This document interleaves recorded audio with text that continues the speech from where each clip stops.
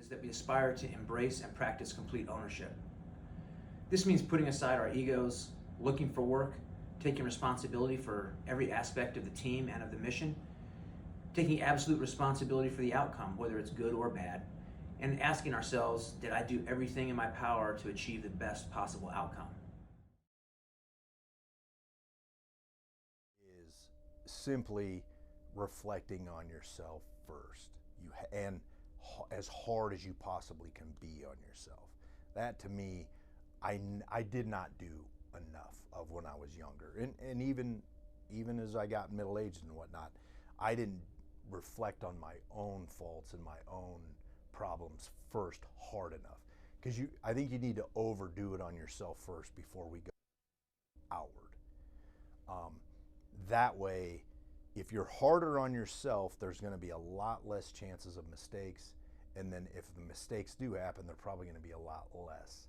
But if you're constantly passing the buck, if you're not doing that self-reflection, um, then the mistakes just keep seeming to happen and to happen and to happen.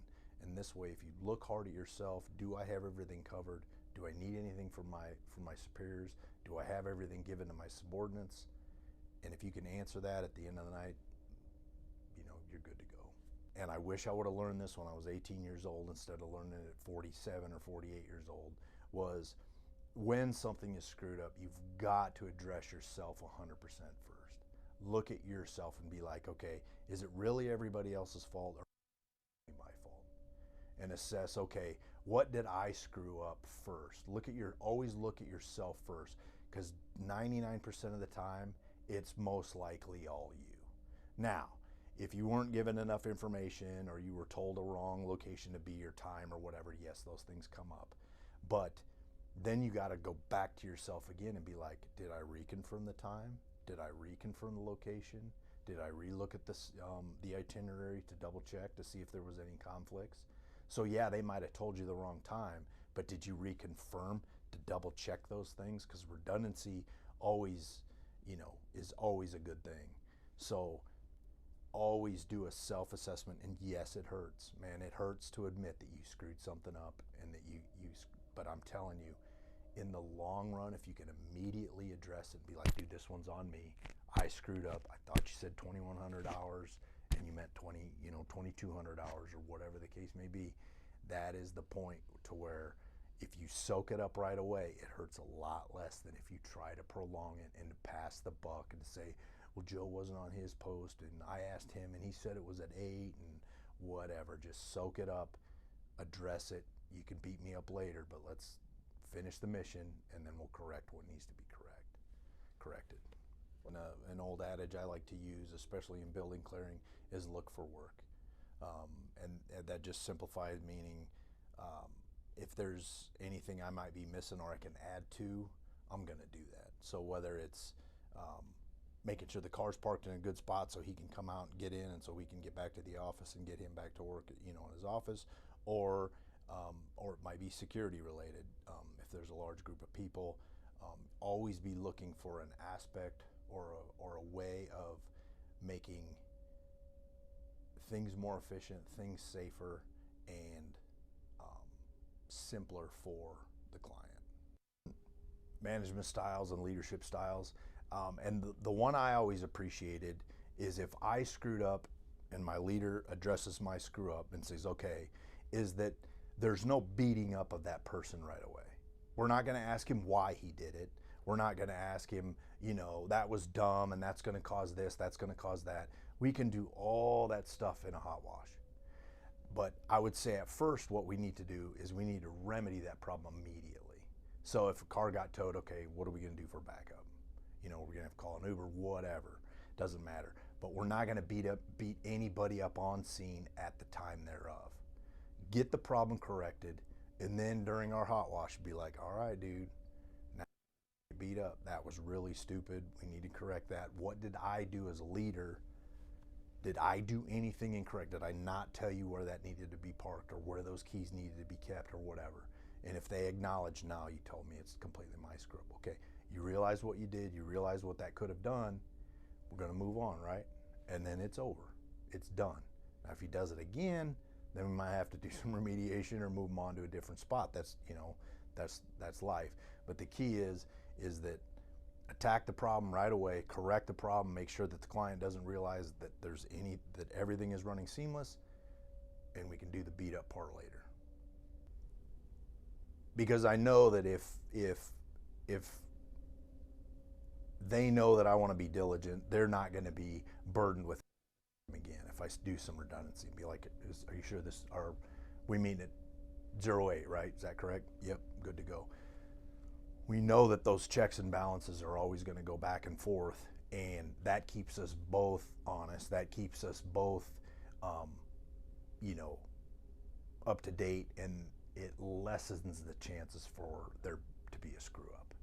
So that builds trust, that builds confidence in the team to be like, if I know for, say, Dalton's got 10 things going on and I only have 2, if I can say, hey dude, do you need any help with anything? Or we're meeting at 08, right? That reconfirms in his mind, that makes sure he's on track, but that also reconfirms that I'm on track, and that, you know, that we're just looking out for each other. It's not try to be a pain in the butt, it's just we're looking for each other to try to keep things fluid and consistent, and that we've got everything covered.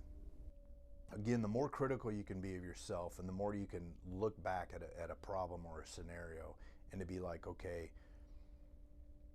these 3 things I could not control, but the other 50 things I could, which is gonna, you know, and I'm not gonna pass the buck. Like you say, take control of it. That gives you control of the scenario, and the mistakes that'll be made will be hopefully minimal or easily corrected, or so much that the client doesn't even necessarily know what's going on. I mean, I just encountered it down in Kansas City with getting an airport changed 3 times within basically an hour and 10-minute window, to where it was completely out of my control. I was at my advanced location 2 hours before the flight even needed to land, but yet I'm racing back and forth between 2 airports because of NetJet's flight control secretary that can't get through to NetJets to find out exactly where they're landing. You know, those things I couldn't handle, but I knew where both airports were. I had them both advanced out.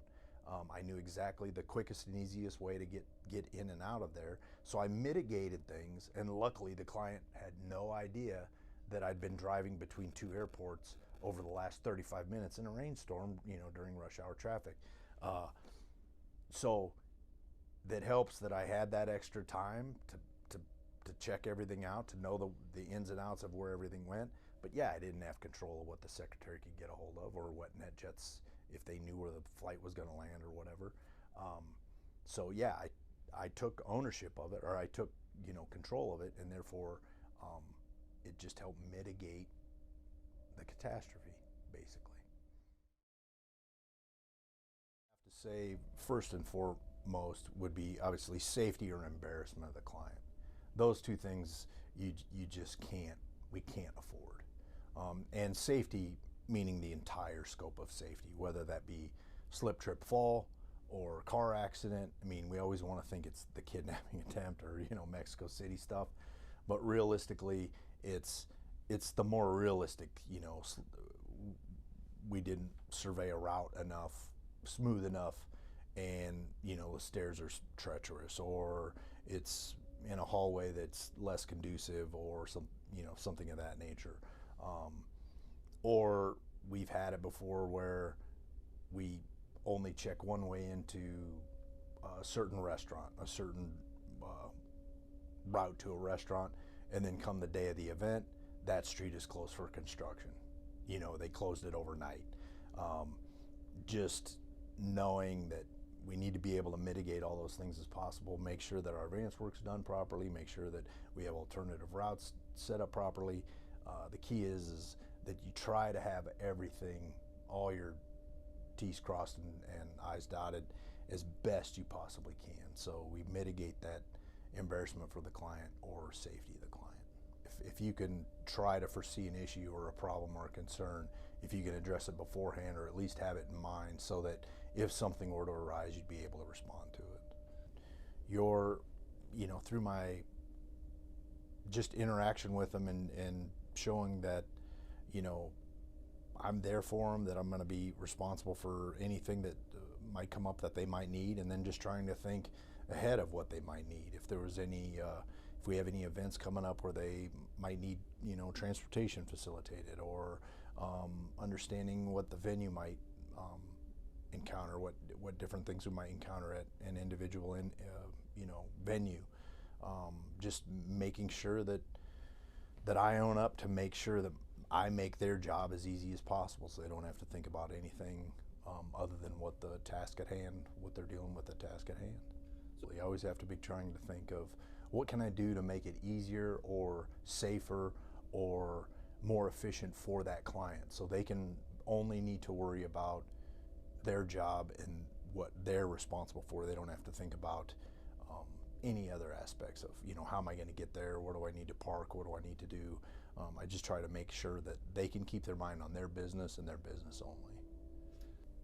I would have to just say, having a good interpersonal relationship with the client, have day-to-day contact with the client, and to just give them the peace of mind that, I'm here for them every day for whatever they might need.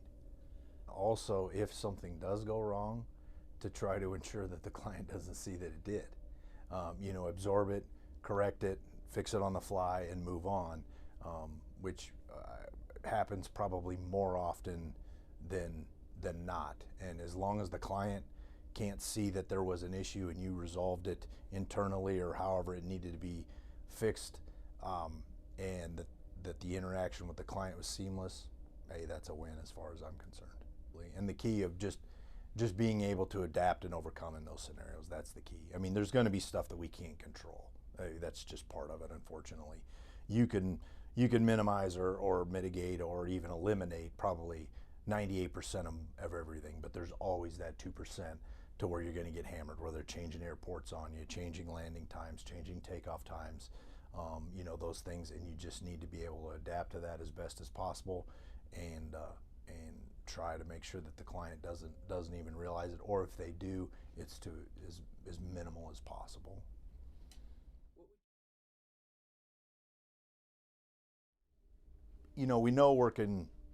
I've worked with incredibly great guys, and I've worked with not so incredibly great guys. I always like to be the less qualified, the less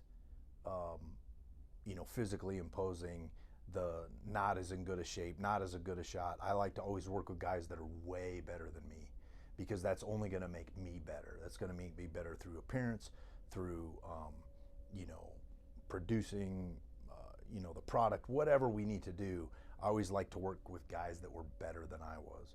So if I got thrust in a role with guys that were newer or guys that didn't have as much experience, I always want to try to portray myself as the guys that I emulated. Guys that were good leaders, guys that were good tacticians, guys that were good instructors, whatever the case may be, to say, okay, those are the attributes I want to try to portray to the new guy, so that he can formulate himself, and as he comes up in the company, I hope that he looks at me and be like, man, I really like the way Tim dresses, or the way he conducted himself in that class, or during that operation, whatever the case may be.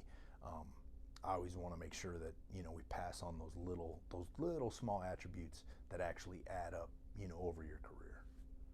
Don't be rigid.